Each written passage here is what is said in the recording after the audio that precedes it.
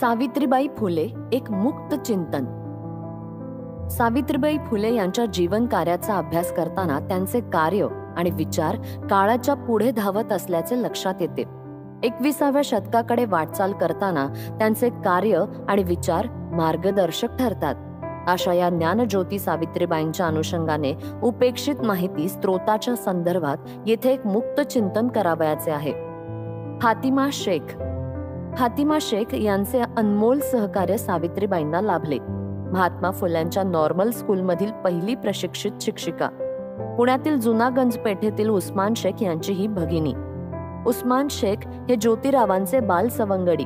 गृहत्यागानंतर फुले दाम्पत्याला याच उस्मान शेख यांनी आश्रय दिला. या स्नेहातून एक अनुमान काढता येते की महात्मा फुल्यांच्या सामाजिक क्रांतिकारी विचारांशी शेख परिवार बहुधा सहमत असावा. फातिमा या ज्योतिरावांच्या संस्थेच्या शाळेत सहशिक्षिका होत्या. सर्वत्र अंधाराचे साम्राज्य असताना फातिमा फुल्यांच्या शाळेत कार्यरत होत्या. त्या मुस्लिम समाजातील आद्य शिक्षिका होत्या. सावित्रीबाईंनी आरंभिलेल्या ज्ञानदानाच्या कार्यात त्या आपल्या परीने सहभागी झाल्या होत्या. परंतु दुर्दैवाने उस्मान शेख आणि त्यांच्या भगिनी फातिमा दीदींच्या जीवन कार्याची माहिती उपलब्ध नाही. त्यांच्या कार्याच्या नोंदी आता इतिहासालाच ठाऊक. बहुतांश वेळी असं चित्र दिसतं की कष्टकरी समाजातील कार्यकर्ते आपापल्या परीने कार्य करीत असतात, मात्र ऐतिहासिक कार्याच्या नोंदी करण्यात ते कमी पडतात. येथेही फातिमांच्या संदर्भात हेच घडले असावे. त्यामुळे फातिमांच्या कार्याच्या माहिती संदर्भात निराशाच हाती लागते. शिक्षिका एवढा एकच उल्लेख त्यांच्या संदर्भात उपलब्ध होतो.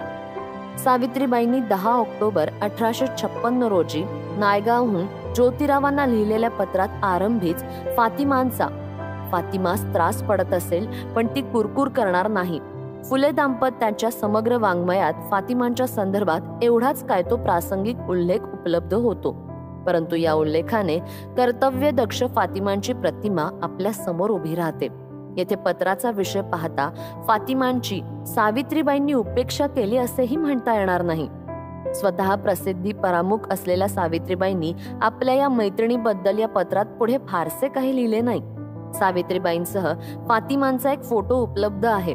या 100-150 वर्षांपूर्वीच्या छायाचित्राच्या विश्वासार्हतेवर स. गम मालशे यांनी आक्षेप नोंदविला आहे. या छायाचित्राच्या संदर्भात मालशे यांनी म्हटले आहे की यात एक शुभ्र वस्त्रावृता स्त्री आणि फातिमाबाई या दोघींच्या पायांशी 2 मुली बसवल्याचे दाखवलेले आहे.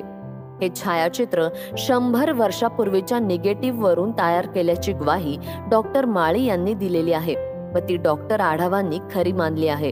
आपल्या दिनांकामधील लेखात त्यांनी सावित्रीबाई फुले यांचे एकमेव मूळ छायाचित्र असा छातीठोक निर्वाळा देऊन ते पुनर्मुद्रित केले आहे.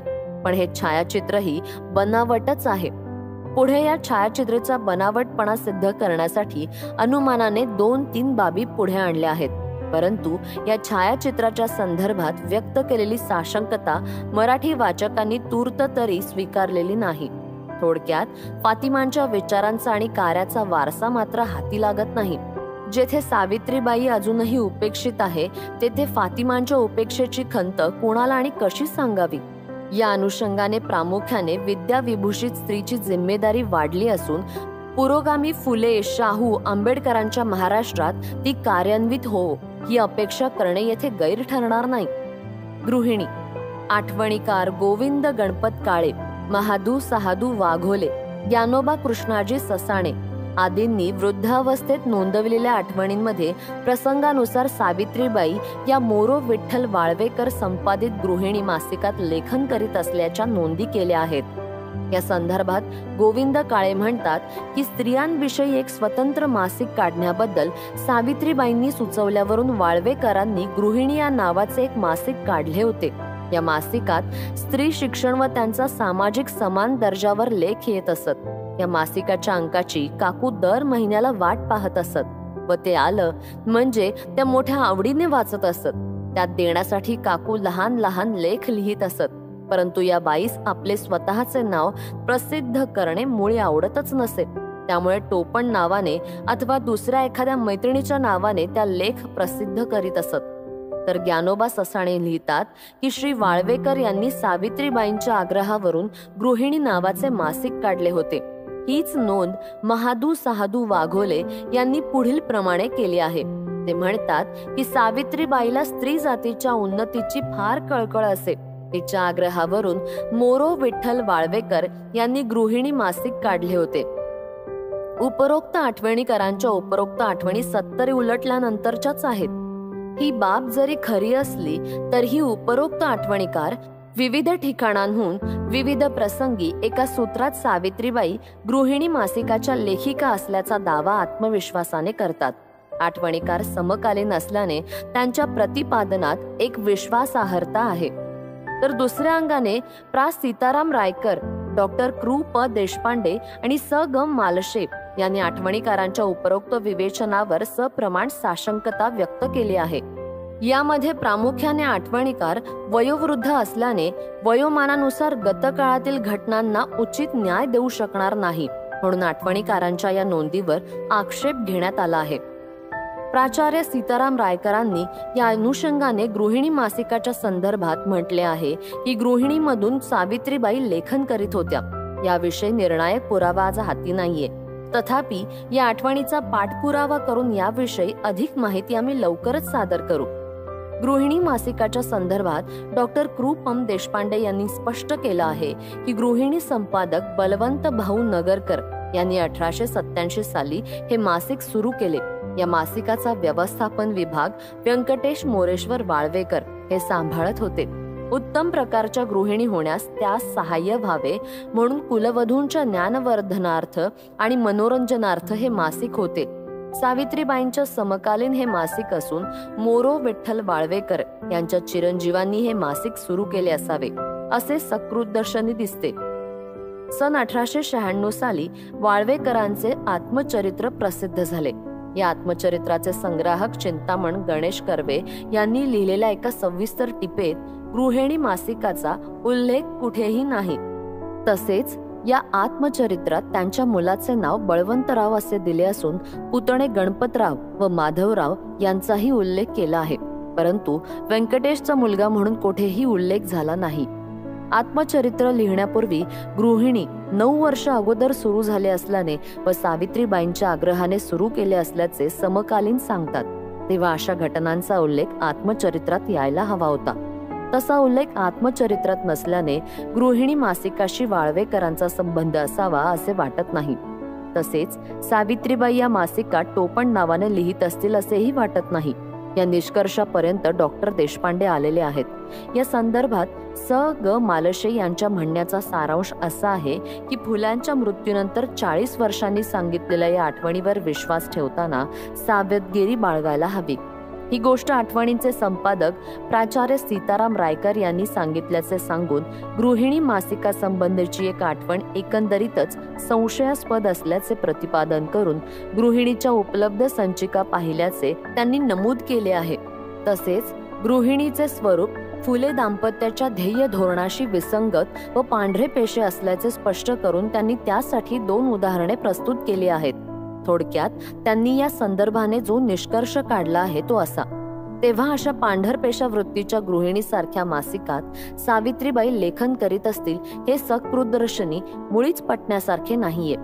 सावित्रीबाईंच्या लेखनासंदर्भात समकालीन आठवणीकारांचे अनुकूल मत आणि प्राचार्य रायकर, डॉक्टर देशपांडे आणि स ग मालशे आदींचे प्रतिकूल मत अभ्यासल्यावर तूर्त एवढेच म्हणता येईल की गृहिणीबद्दल या संदर्भात अतिशय सावधगिरी बाळगून विश्वसनीय पुराव्याविना या संदर्भात बोलणे उचित होणार नाही. काव्य फुले. सावित्रीबाईंचा काव्य फुले हा काव्यसंग्रह सन 1854 साली प्रकाशित झाला. या काव्य संग्रहाचे मुखपृष्ठ आणि संग्रहातील कवितांच्या आशयात एकदम विरोधाभास असल्याचे सकृतदर्शनी दिसते. या संदर्भात येथे चर्चा करावयाची आहे. प्रकाशित झालेल्या काव्य फुले काव्य संग्रहाच्या मुखपृष्ठावर कैलास निवासी शंकर पार्वतीचे चित्र रेखाटले आहे. कैलासावर शंकर पार्वती आसनस्थ असून समोर नंदी आहे. जटाधारी शंकराच्या जटेतून गंगेचा प्रवाह प्रवाहित झाल्याचे दृश्य आहे. शंकराच्या उजव्या हातात त्रिशूळ असून गळ्यात नाग आहे, तर पार्वतीच्या हातात एक फूल असून शंकर पार्वतीचे छोटे कानी हे चित्र चौकटीत बद्ध केले असून चौकटीच्या चोहो बाजूंनी विविध फुलांची आकर्षक चौकट साकारली आहे. शंकर पार्वतीच्या चित्राच्या चौकटीवर मोठ्या अक्षरात काव्य फुले काव्य संग्रहाचे शीर्षक फुलांच्या नक्षीचा वापर करून मोठ्या कलात्मक शैलीत चित्रकाराने हे चित्र चित्रित केले आहे. मुखपृष्ठाच्या खालच्या बाजूस मध्यभागी विशिष्ट आकाराच्या फुलांच्या डिझाईनमध्ये कवयित्री सावित्री ज्योतिबा असा ठळक अक्षरात कवयित्री सावित्रीबाईंचा नामोल्लेख आहे आणि अगदी खालच्या बाजूस मध्यभागी सन 1854 सालाचा उल्लेख आहे. एकंदरीत मुखपृष्ठासाठी फुलांच्या चौकटीचा वापर करून व शीर्षकासाठी फुलांसमान नक्षीचा देखावा करून मुखपृष्ठकाराने एक सुंदर चित्र साकारले आहे. काव्य फुलांचा अप्रतिम भास निर्माण करण्यात तो यशस्वी झाला आहे. परंतु या काव्य संग्रहातील बहुतांश कविता सामाजिक क्रांतीची तुतारी मोठ्या आवेशाने फुंकीत असताना सावित्रीबाईंनी चित्रकाराला प्रतिगामी वृत्तीचे चित्र रेखाटण्यास अनुमती कशी काय दिली, असा एक प्रश्न या प्रसंगी चटकन उपस्थित होऊ शकतो. या संदर्भात चर्चा करण्यापूर्वी सावित्रीबाई ज्या वातावरणात वाढल्या त्या वातावरणाचा थोडक्यात परिचय करून घेऊ. सावित्रीबाईंचे माहेर नायगाव. महाराष्ट्रातील अन्य खेड्यांप्रमाणे त्यांचा तोंडावळा. गावात बहिरोबाचे देवालय. बहिरोबा हा शंकराचा अवतार असल्याची ग्रामस्थांची श्रद्धा. त्यामुळे साहजिकच बालपणी शंकराच्या भक्तीचे बाळकडू त्यांना प्राप्त झाले असावे. शंकराच्या भक्तीचे आणि वारकरी संप्रदायाचे संस्कार त्यांच्यावर बालपणी झाले असावेत. त्यांच्या वाङ्मयात या भक्तीचे दर्शन घडत राहते. बालपणी झालेले संस्कार पुढे समाजक्रांतीची भूमिका स्वीकारल्यावर हळूहळू पुसट व्हायला हवे होते. पुढे वैचारिक पातळीवर हे संस्कार धूसर झाले असावेत. परंतु उपचाराचा भाग म्हणून त्यांच्या वाङ्मयात आणि जीवनात अधूनमधून हे संस्कार डोकावून जातात. परंतु या उल्लेखाने त्यांचे संपूर्ण समग्र वाङ्मय आणि त्यांचे जीवन कार्य प्रतिगामी साच्यात बसविणे केव्हाही गैर आहे किंवा त्या दिशेने अंगुली निर्देश करणे म्हणजे त्यांच्यावर अन्याय करणे होय.